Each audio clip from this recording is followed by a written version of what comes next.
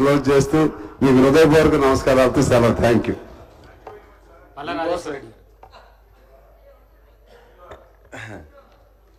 ధన్యవాదాలు అధ్యక్ష.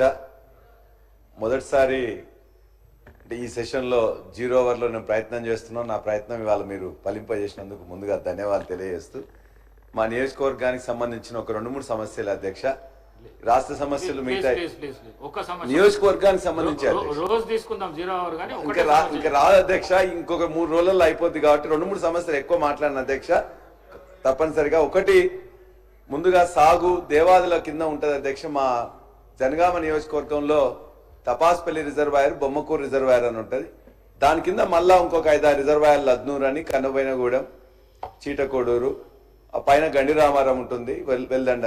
ఈ రిజర్వాయర్లు అన్ని కూడా మొత్తం కూడా దేవాదుల భాగంగా కట్టబడి ఉన్నాయి. దరిదాపుగా 1,60,000 ఎకరాలకని చెప్పేసి సాగునీరు అందుతున్నది. ఇంకొక 20% భూసేకరణ కోసం కూడా డబ్బులు కొంత రిలీజ్ చేసి ఉండి మిగతా చేయాల్సిన అవసరం ఉన్నది. అయితే ఇక్కడ ఏంటంటే సమస్య, 3 రకాల సమస్యలు ఉన్నాయి అధ్యక్ష. ఒకటి, ఇవాళ ఈ సంవత్సరం మొట్టమొదటిసారి 10 సంవత్సరాల్లో తపాస్పల్లి కానీ, బొమ్మకూరు కానీ, మిగతా రిజర్వాయర్ల నుండి 2 పంటలు కూడా సమృద్ధిగా పండినాయి అధ్యక్ష. మొట్టమొదటిసారి ఈసారి ఇప్పుడు 50% ఎండిపోయినాయి, మిగతా 50% కూడా పండుతాయా లేదు నమ్మకం లేదు అధ్యక్ష. ఇక్కడ మాకు సమ్మక్క సాగర్ దగ్గర నుండి మొదలు పెడితే భీమ్గన్పూర్ నుంచి వెళ్ళి చలివాగు ద్వారా ధర్మసాగర్కి వచ్చి, ధర్మసాగర్ నుండి మాకు 4 పంపుల ద్వారా వస్తాయి అధ్యక్ష. 4 పంపులలో ఏ రోజు కూడా 1 పంపు కంటే ఎక్కువ ఆన్ చేయలేదు అధ్యక్ష. అందువల్ల ఇవాళ పంటలు 50% ఎండిపోయినాయి.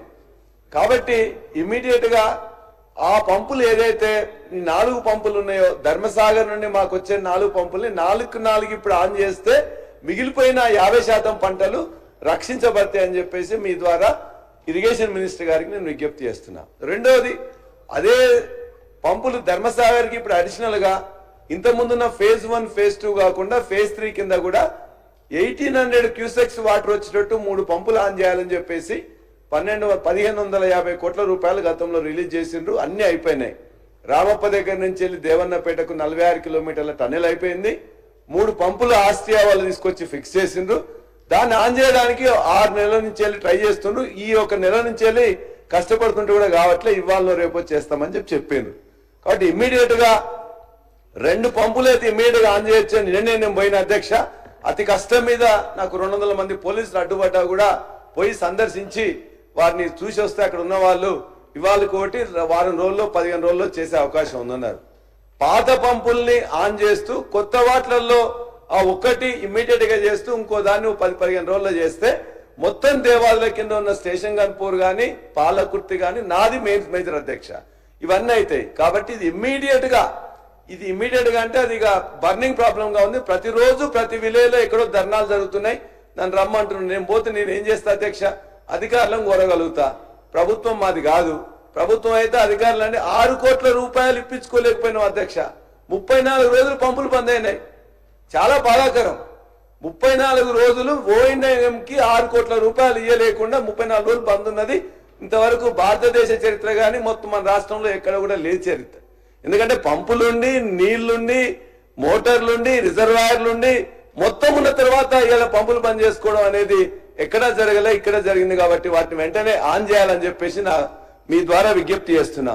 రెండవది, తపాస్పల్లికి పైన మల్లన్న సాగర్ ఉంటది. దానికి 350 కోట్లు పెట్టేసి ఇచ్చింది అధ్యక్ష.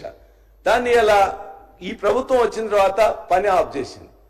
సగం పని దగ్గర పావులంత పని అయింది అధ్యక్ష. మిగతా పైనే మల్లన్న సాగర్ కుండలాగుంటుంది. దాని పక్కనే తపాస్పల్లికి గ్రావిటీ ద్వారా వస్తుంది. అది వచ్చినట్లయితే మాకు ఈ పంపుల ద్వారా రాకుండా అవుతుంది. ఇది రెండవది. మూడవది అధ్యక్ష ఇందులోనే. కాబట్టి ఈ నీళ్లలో నాకు ఇమ్మీడియట్ గా మల్లన్న సాగర్ పనులు కొనసాగాలని, ఈ నీళ్లు ఇవ్వాలని. ఒకవేళ అధ్యక్ష ఇవ్వలేని పక్షంలో వాటికి ఏదైతే ఎకరానికి 25,000 రూపాయల చొప్పున నష్టపరిహారం రైతులకు ఇవ్వాలని రెండో ఇష్యూ అధ్యక్ష. రెండో ఇష్యూ ఇవాళ మాకు 2 ముఖ్యమైన చేర్యాల, అదే జనగామలో హాస్పిటల్స్ ఉంటే చేర్యాల హాస్పిటల్ కానీ లేకపోతే ఇతర ఇంటిగ్రేటెడ్ ఆఫీస్ కాంప్లెక్స్ కానీ పనులన్నీ ఆగిపోయినాయి. 90% పనులై 10% కావట్లేదు అధ్యక్ష. వాటికి ఆ నిధులు ఇచ్చినట్లయితే ఆ 2 పనులు అయితే. అదేవిధంగా జనగామ హాస్పిటల్లో సిటీ స్కాన్ లేదని ఇప్పటికి 3 సార్లు ఇక్కడనే రిక్వెస్ట్ చేసిన అధ్యక్ష.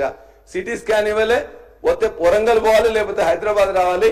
కాబట్టి అది జిల్లా హాస్పిటల్ అయి కూడా మందులు లేవు అధ్యక్ష, ఎక్విప్మెంట్ లేవు, పర్సనల్ లేరు. కాబట్టి దాన్ని ఇమ్మీడియట్ గా ఇప్పించాలని మీ ద్వారా కోరుతూ, మన లాస్ట్ కి వ్యవసాయ శాఖ మంత్రి ఇంత ముందు చాలా బాధాకరమైన మాట మాట్లాడారు. ఒక్క నిమిషం అధ్యక్ష, ఒక్క నిమిషం అధ్యక్ష, మాకు సంబంధించిన